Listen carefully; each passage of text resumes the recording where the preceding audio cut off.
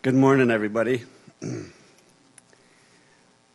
When I reminded Stuart that he taught me at Yukon College, he didn't say, "Oh, that's good," or anything like that, or "Thank you." The first thing he said was, "Did I pass you?" And yes, he did. I want to say that I'm totally honored to be here today and to even be invited and considered to speak at such an honorable and very noble endeavor that all of us are involved in. And I certainly want to acknowledge Ross Finlater.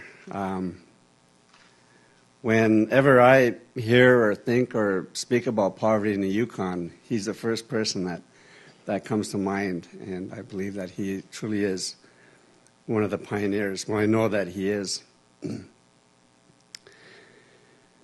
But all of us really, I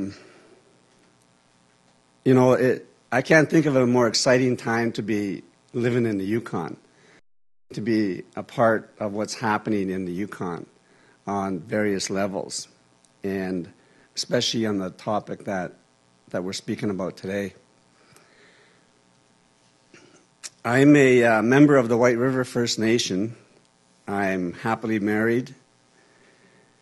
I have 2 stepsons, 2 grandchildren, 2 cats, and 4 dogs. And sometimes I actually have to pinch myself to say, am I really doing what I'm doing?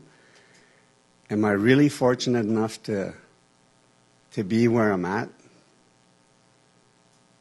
And I'm very, very thankful that I am. And I try to thank God every day. Totally honest, every single day I thank Him for a brand new day. Because I really don't deserve to be here with you today. And some of the things that I'm going to share with you today, I'm not particularly proud of, but I must share the facts. And I'd like to talk to you briefly, if I do need to give it a title, on this topic when it comes to poverty.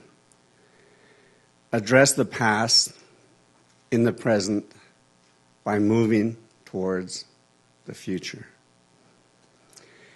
In the Yukon, we are very unique people and individuals. We are very unique surroundings with very unique opportunities, problems, and very unique plans as well. So that means that our situation with poverty is also very unique and will require very unique methods, ideas, and actions for us to bring it down, reduce it, and eradicate it. Now, I'm not an expert on the topic in terms of how to overcome it. I know I had some of you fooled. But I am an expert when it comes to living on, living in, and living with poverty. In below weather, in spring, in the summer, and in the fall. I know firsthand what it feels like because I've lived it. I've been there. The uniqueness of the poverty that we are dealing with here in the Yukon, in my humble opinion, can be summed up in a quote by Mother Teresa.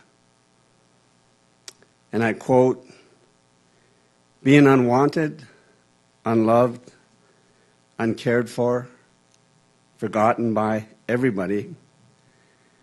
I think that is a much greater hunger, a much greater poverty than the person who has nothing to eat. Unquote. Now, don't get me wrong, this is not to say that those living in poverty here in the Yukon are forgotten and uncared for, because they are not. This room is full of loving, caring, great people. But this is commonly how they feel. And there's a big difference. I have known cold, lonely, violent, uncaring poverty firsthand. And I guess that's partly why they asked me to speak here today. I wasn't always this handsome, clean-cut, happy dude.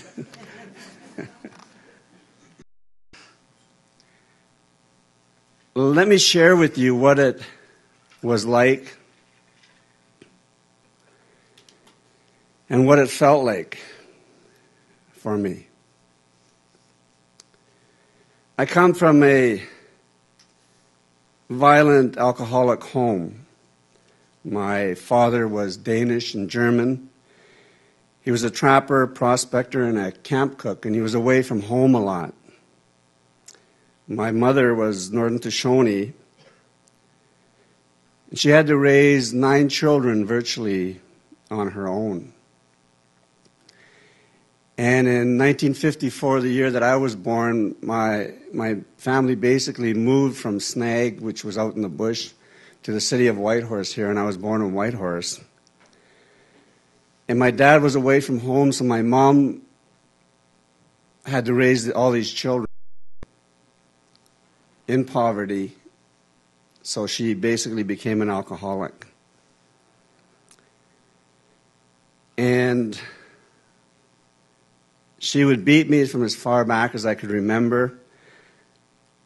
I ran away from home to escape the violence that was directed at me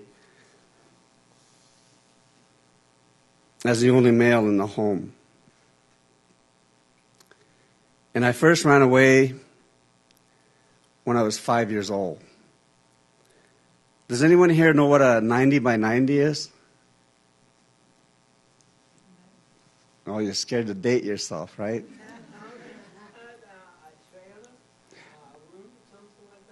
Good guess. A 90 by 90 is a military sleeping bag that's down, goose down filled, and is very thick. And you can sleep in 45, 50 below weather with it.